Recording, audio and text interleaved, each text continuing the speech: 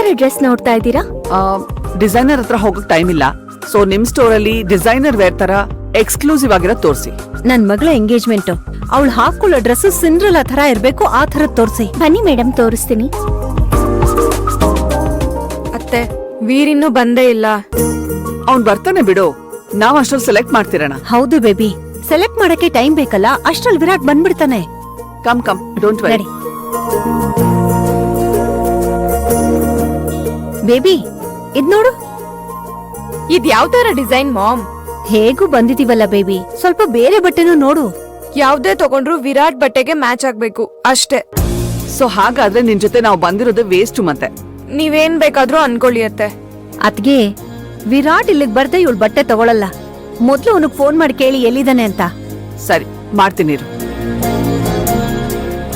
Baby, ಇದು ನೀನೇ ತಗೋ, ಡ್ಯಾಡ್ಗೆ ಇಷ್ಟ ಆಗ್ಬೋದು. ಏ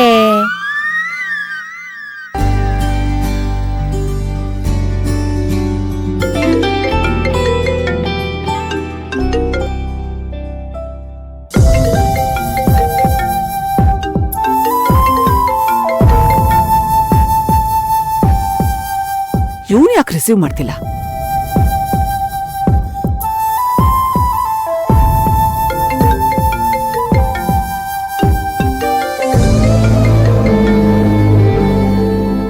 ಎಸ್ ಮಾಮ್.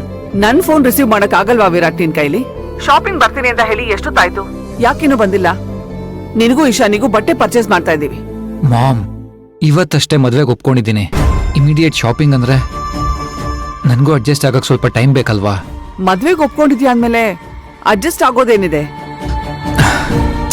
ಅದ್ ಹಾಗಲ್ಲ ಮಾಮ್, ನಿಮ್ಗೆ ಯಾಕೆ ನನ್ನ ಸಿಚುಯೇಷನ್ ಅರ್ಥ ಆಗ್ತಾ ಇಲ್ಲ? ಅರ್ಥ ಆಗೋದಕ್ಕೆ ಏನೂ ಇಲ್ಲ ವಿರಾಟ್. ನೀನ್ ಶಾಪಿಂಗ್ ಬಂದ್ರೆ ಎಲ್ಲ ಸರಿ ಹೋಗುತ್ತೆ. ಬೇಗ ಬಾ. ಈಗೇನು, ನೀನ್ ಬರ್ತೀಯೋ ಇಲ್ವೋ? ಅತ್ತೆ, ಕುಡಿ ಇಲ್ಲಿ. ವೀರ್ ಎಲ್ಲಿದ್ಯಾ?